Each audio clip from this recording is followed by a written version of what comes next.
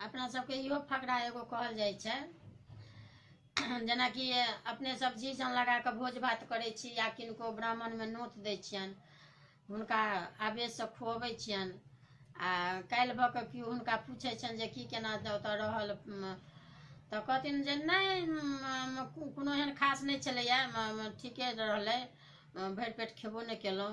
तऽ ओकर कहावत ई छै जे मुनि माय किछु नहि खाय आ टुके टुके रोटी 2.5टा खाय।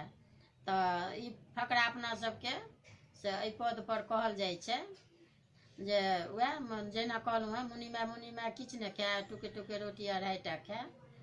तऽ इएह अछि ओहि पर कहावत। अपना सबके फकरा अछि, जेना गरीब घरके लड़की रहै छथिन आ अपना गरीब नैहरसँ कनि सासुर धनिक भऽ जाइ छनि, तऽ लड़की नैहरसँ सासुर जाइ छथिन, हुनका ओ देख कऽ सब चीज हुनकर दिमागे बदलि जाइ छनि।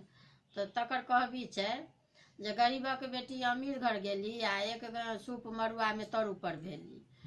तऽ ई अहाँके फकरा अपना सबके अपन परम्परा बनल अछि, तऽ से ई बात कहल जाइ छै।